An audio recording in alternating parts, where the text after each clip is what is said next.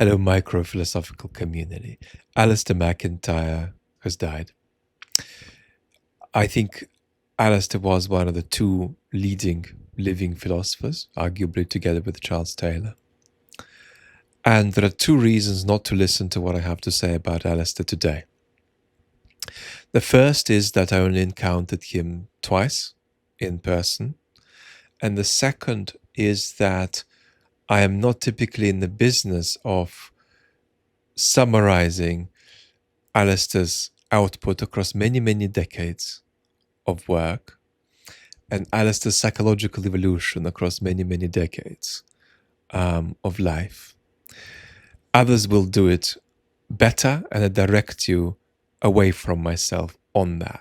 What I want to say today is what I think was remarkable and beautiful about Alasdair that others might not say. And why don't I just do that in the order of priority? One of the things that was striking about Alasdair is how much he understood, and that includes about his own work, the preliminary nature of philosophical writing. When you stand in front of a painting by Cézanne, you don't have the thought that if he had painted the same thing a month later, it'd be completely different. It would be completely different if he'd painted it a month later. But you don't have that thought because it's asphyxiated by the finality of what's on the canvas. That's not the case with philosophical writing, even the greatest philosophical writing. You get the feeling, justifiably, absorbing the text, that there are other possibilities for where the text could have gone had the writer woken up in a different mood. It's still going to stay within a certain parameter of concerns and possibilities, but it could have been different. There's this very special humility that you carry around as a philosopher in a rucksack that says that what you say and what you write is very much not final, even when it's marvelous. And it was moving how deeply Alasdair always understood that. I think a second thing that's not that remarkable, but it's still worth mentioning, is Alasdair's extraordinary deep understanding of texts and topics that people wouldn't conventionally think of as his primary speciality. Alasdair was capable of walking into a room of experts on Wittgenstein or Collingwood and talking to them in a way that would make them come away from the room somewhat changed in the way they see their own life's work and their own subject. And that was always a beautiful and remarkable quality that sort of took people aback in person. The third thing that's very rarely articulated about MacIntyre, that's I think very important, is how much of a public intellectual he was. He wasn't just an academic philosopher. He stylized himself as a man who addressed the wider educated public. And what's not understood is how often that conditioned Alasdair's style. I have very few criticisms, except for just talk about what he didn't do, of the philosopher Bernard Williams. But I think one mild criticism is that in his own criticisms of Alasdair MacIntyre, I think Bernard slightly underestimated how much Alasdair was a public intellectual stylistically and how much he therefore needed to be thought of in these terms. And that means that when Bernard wonders why would Alasdair make a claim like folks in ancient Greece felt that wanting something didn't necessarily constitute a reason for having it. When Alasdair made remarks like that, provocative remarks, it seems to me, it's very important that he was trying a kind of recompensatory push against everyday prejudice, the very same prejudice that Bernard always worried about, that Bernard always described as the cruel superficiality of everyday thought. Alasdair was often capable of a hyperbolic push in a direction which we systematically ignore in our culture. He was always out there making a press against various kinds of cultural distortions, hoping to break through to the thing itself, some kind of an adequate, proper experience of something, as opposed to a substitute for that experience that an impoverished culture generated. So don't underestimate how much Alasdair MacIntyre was a public intellectual. I think one thing that's remarkable about MacIntyre, let's have that as a fourth point, is that he worked with a freshness and didn't run out of steam across the entirety of his career. At the age of 92, 93, he was still producing original work, provocative work, a work that was delivered in a style of his own. And that never dried up.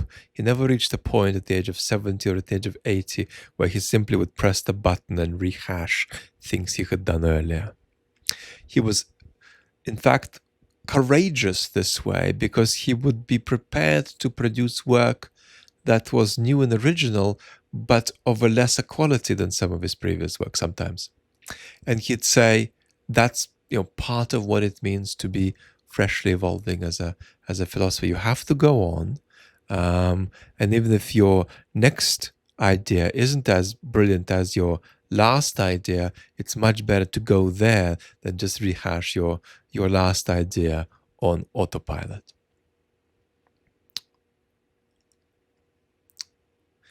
The fifth point about Alasdair is just that he understood philosophical process.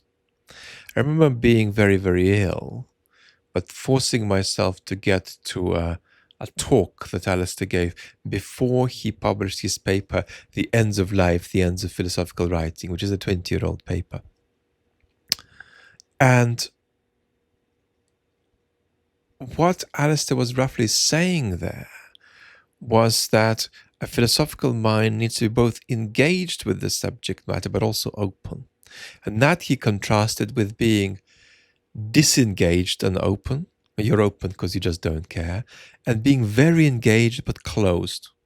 Being deeply engaged with a set of ideas, but not being able to let them go the next morning if you needed to. And that paper isn't just an intellectual proposition. It's actually a manifestation of a quality that Alasdair himself had. That's to say, a capacity to be enormously committed to ideas, while also being committed to exploring with courage and faith what it would mean to partly give these ideas up.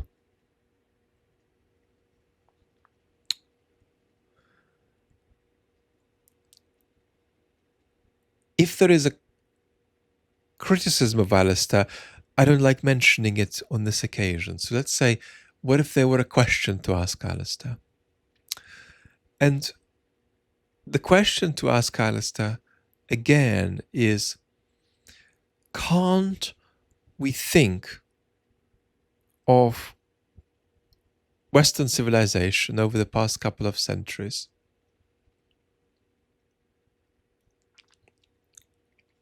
and the liberal tradition it gave birth to as genuinely in of itself a tradition, as much as it might be unlike other traditions to which Alasdair gives credence?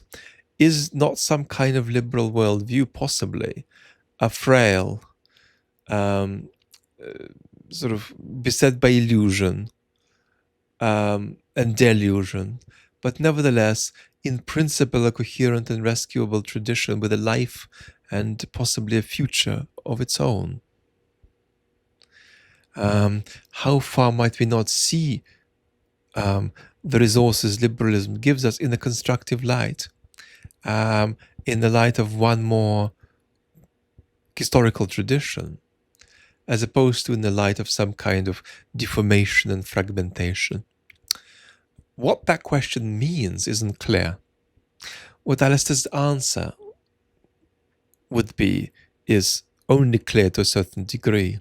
What the next stage of that dialogue would look like is also not clear.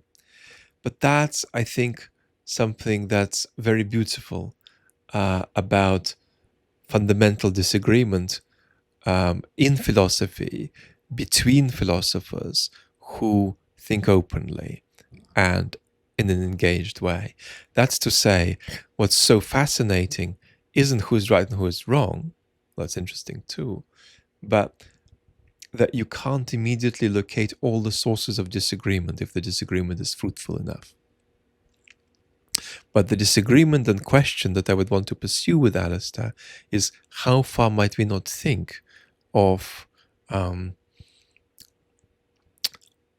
liberal tradition that can be thought of constructively and positively for all of its flaws, as opposed to just seen as a kind of desolate social landscape of fragmentation.